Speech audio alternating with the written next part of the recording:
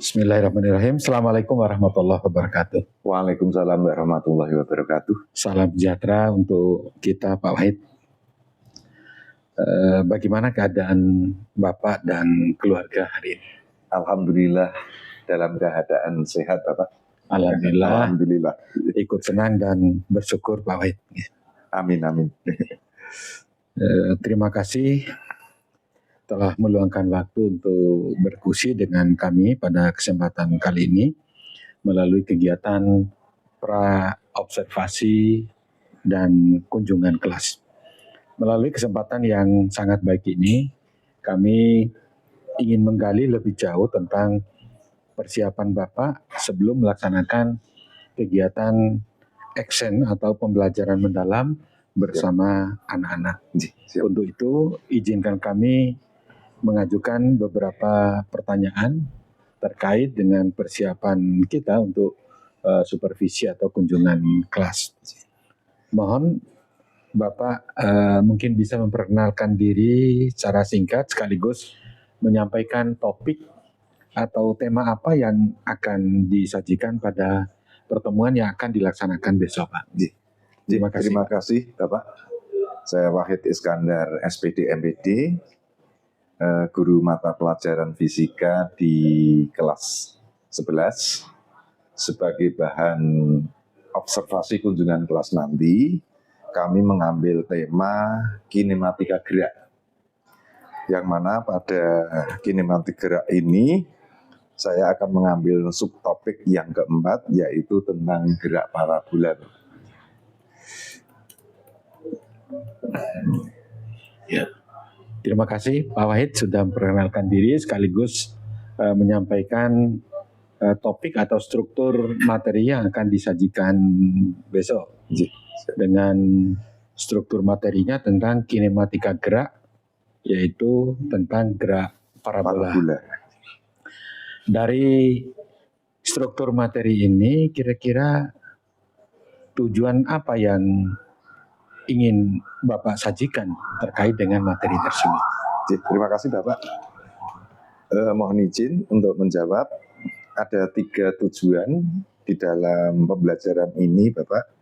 Yang pertama adalah menganalisis pengaruh sudut elevasi dan kecepatan awal terhadap jarak tempuh atau jangkauan dan tinggi maksimum benda. Kemudian yang kedua, menentukan komponen kecepatan horizontal dan vertikal pada gerak parabola. Kemudian yang ketiga, menghubungkan konsep gerak parabola dengan kehidupan sehari-hari. Misalkan ketika kita mengaplikasikan di dalam mata pelajaran olahraga seperti sepak bola, kemudian ada bola basket, kemudian ada voli. Ini berkaitan sekali dengan konsep-konsep yang ada pada gerak parabola.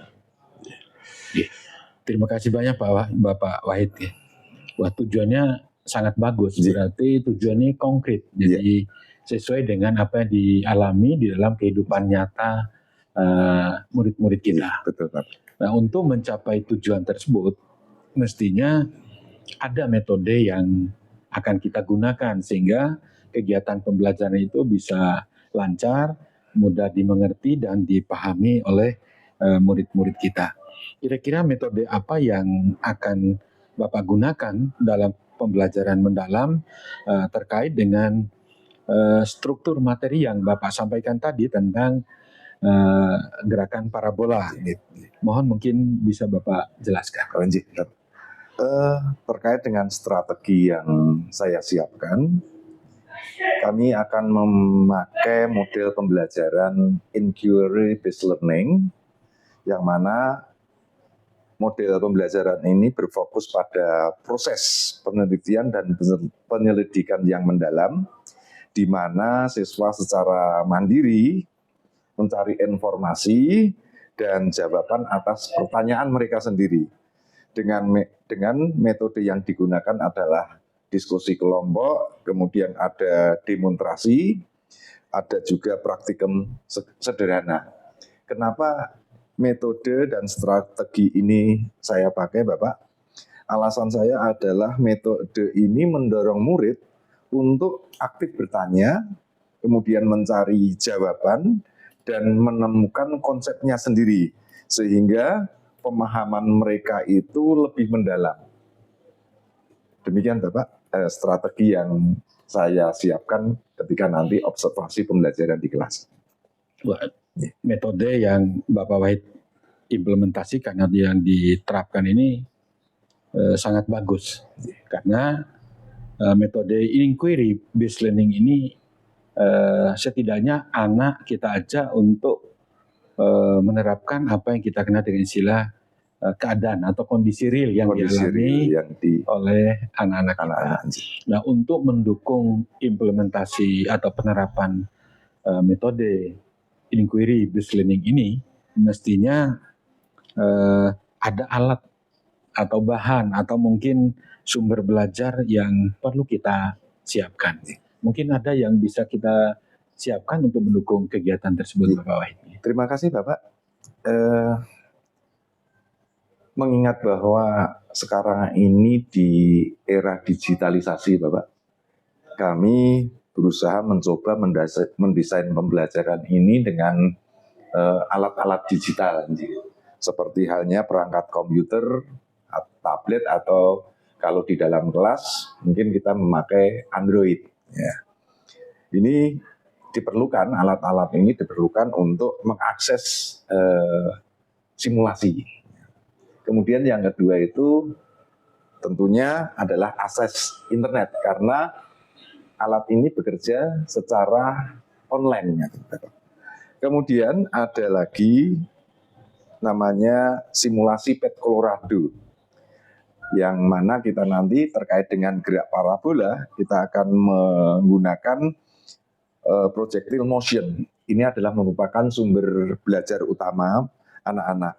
Alasannya, simulasi ini adalah alat visual yang kami berpendapat bahwa alat ini sangat efektif untuk menunjukkan prinsip gerak parabola itu secara nyata atau secara real. Kemudian selain ada perangkat-perangkat digital, saya juga menggunakan lembar kerja murid.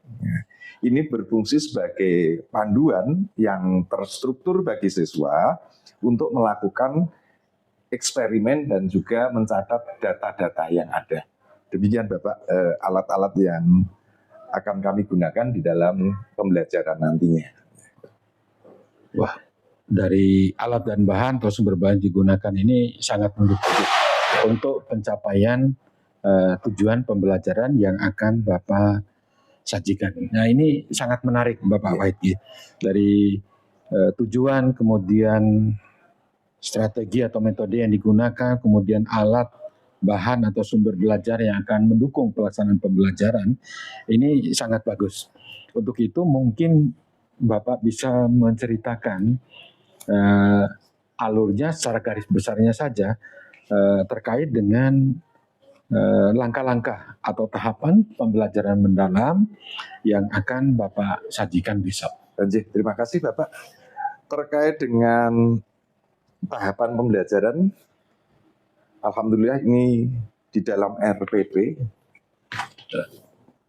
itu sudah kami buat perancangan pembelajarannya, namun secara inti dapat kami sampaikan Bapak, pembelajaran akan dimulai dengan orientasi dan apersepsi, yaitu melalui pertanyaan-pertanyaan pemantik. Ini agar anak betul-betul dapat hadir di dalam kelas, baik secara fisik maupun secara batinnya bisa hadir ketika ditanya dengan pertanyaan-pertanyaan pemantik. Kemudian di tahapan inti, saya akan fokus pada pemahaman konsep gerak lurus beraturan dan gerak lurus berubah beraturan sebagai dasar mempelajari tentang gerak parabola, yang kemudian dilanjutkan dengan kegiatan praktikum secara virtual menggunakan simulasi PET Colorado untuk mengaplikasikan konsep. Dan di akhir, anak-anak akan merefleksi hasil praktikum dan mempresentasikannya. Diikuti dengan sesi tanya jawab untuk menguatkan pemahaman mereka tentang konsep yang mereka pelajari. Terima kasih Bapak Wahid dari alur atau tahapan kegiatan pembelajaran yang akan Bapak laksanakan besok ini sudah sangat bagus dan insya Allah ini akan memudahkan anak di dalam mengerti dan memahami materi yang akan dibahas atau diskusikan bersama anak-anak besok. Jika tahapan pembelajaran itu sudah seperti itu, kami yakin pelaksanaan pembelajarannya pasti akan berlangsung sangat menyenangkan. Insya Allah. Untuk anak-anak kita sehingga prinsip pembelajaran mendalam itu kelihatannya walaupun ini fisika, tapi kelihatannya sangat menarik Bapak Wahid. Nah untuk itu mungkin sebagai tambahan memperkuat tahapan-tahapan yang Bapak jelaskan tadi, mungkin persiapan tertulis apa yang mungkin Bapak perlu disiapkan sehingga besok itu lebih lancar lagi untuk pelaksanaannya. Terima kasih Bapak. Tentunya kita sebagai guru sebelum kita memulai pembelajaran itu pembuatan rencana pembelajaran. Oh iya, yang ini tadi Bapak kami sudah aturkan ke Bapak, yang mana di dalam RPP pelajaran mendalam itu mencakup tentang tujuan, kemudian materi yang diajarkan, kemudian metode dan bagaimana langkah-langkah pembelajaran barangkali sudah ada di RPP sesuai yang kami rencanakan. Selain membuat RPP, kami juga siapkan itu tes diagnosis awal Bapak. Jadi di tes diagnosis ini digunakan untuk mengukur pemahaman anak. Barangkali ini kami sampaikan ketika di tahapan apersepsi. Jadi untuk memantik bagaimana anak-anak itu bisa hadir di dalam pembelajaran tersebut. Kemudian selain ini yang kami persiapkan ada lembar kerja siswa atau lembar kerja murid yang digunakan untuk praktikum, ini pada kegiatan intinya, dan di akhir sesi ada soal evaluasi termasuk juga rubrik penilaiannya, ini digunakan untuk penugasan anak. Begitu Bapak. Terima kasih banyak Bapak Wahid. Setelah saya mencermati perencanaan pembelajaran yang penjenengan buat, ini kelihatannya sudah sangat lengkap ini Bapak, sudah sangat bagus ini. Ini sudah mulai dari bagian depan ada identitas, kemudian ada identifikasi, jadi 4 aspek perencanaan pembelajaran ini sudah ada semua nih Bapak. Betul Bapak. Identifikasi, kemudian dimensi kaitan dengan desain pembelajaran, kemudian pengalaman belajar dan asesmen, termasuk tadi sampaikan juga dengan LKM, lembar kerja murid, ini semuanya sudah sangat bagus ini. Insya Allah semuanya sudah ada di dalam RPP. Bapak. Sudah lengkap ini, RPP-nya Bapak ini sudah termasuk lengkap ini. Amin, amin. Sehingga prinsip dalam penyusunan perencanaan pembelajaran dengan rumus yang biasa kita sampaikan atau yang menjadi bahan 8334 8 dimensi profil Pancasila lulusan, 8 dimensi lulusan itu juga sudah lengkap ini. Ada 8, kemudian 3 prinsip pembelajaran mendalam. Ini juga sudah lengkap Bapak. Jadi dengan menggunakan istilah 8334 Bapak. 8334. Ini betul, sudah Bapak. Sangat bagus. Terima kasih Bapak. Mungkin 1 atau 2 bahan yang perlu kita diskusikan lagi Bapak Wahid. Setelah persiapan tertulis tadi mungkin perlu semacam analisis dari tujuan, kemudian metode atau strategi, kemudian tadi diikuti dengan alat dan bahan atau sumber belajar, kemudian terakhir garis besar tahapan pembelajaran. Ini semakin menarik. Nah, setidaknya di dalam kegiatan-kegiatan itu setelah penjenengan menguasai dan betul-betul sudah memahami apa yang disampaikan besok bersama murid di kelas, dari sekian materi, struktur materi ini mungkin ada materi yang mungkin agak sulit dipahami oleh siswa Bapak. Betul Bapak. Dari pengalaman selama saya mengajar, memang materi ini sering dianggap sulit oleh sebagian murid. Karena pemahaman bahwa gerak parabola itu adalah gabungan dari dua gerak, yaitu gerak lurus beraturan dan gerak lurus beraturan, yang mana keduanya itu tidak saling mempengaruhi. Siswa itu sering kesulitan mengaplikasikan secara terpisah dalam sebuah perhitungan. Barangkali nanti dengan desain pembelajaran yang saya buat, dengan praktikum sederhana menggunakan praktikum virtual dengan Pet Colorado, anak-anak itu betul-betul bisa mengaplikasikan dalam perhitungan, karena di sana disediakan fitur-fitur yang luar biasa sehingga anak-anak itu mudah untuk memahami apa yang mereka kerjakan. Terima kasih banyak. Demikian, Bapak. Ya, terima kasih banyak Bapak. Ini semakin menarik ya. Petingan sudah bisa memprediksikan kira-kira murid-murid ini akan mengalami kesulitan di bagian mana. Iya, betul. Tetapi jangan Bapak sudah mencoba untuk mencari Sebuah solusi sehingga anak-anak bisa memahami materi tentang gerak lurus berubah beraturan tadi. Berikutnya Bapak, setelah kita lewati semua tahapan tadi yang dijelaskan oleh Bapak, kira-kira harapan kita nanti, kompetensi apa yang akan dimiliki oleh siswa setelah mengikuti kegiatan pembelajaran mendalam tersebut? Terima kasih Bapak.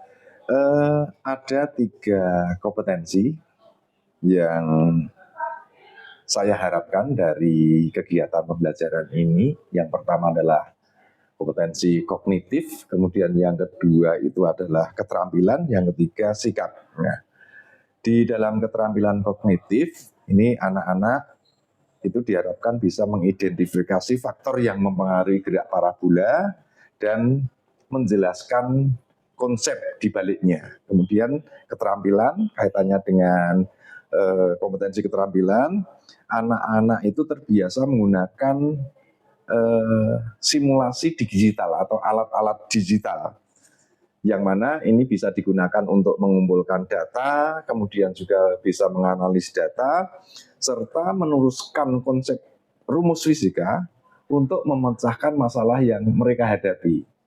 Kemudian terkait dengan kompetensi sikap, ini kami berharap sesuai dengan 8 DPL yang ada, masuk di dalamnya di situ bahwa menunjukkan sikap kolaboratif di dalam kelompok, kemudian juga ada teliti, ada juga berpikir kritis, kemudian komunikasi di dalam pembelajaran.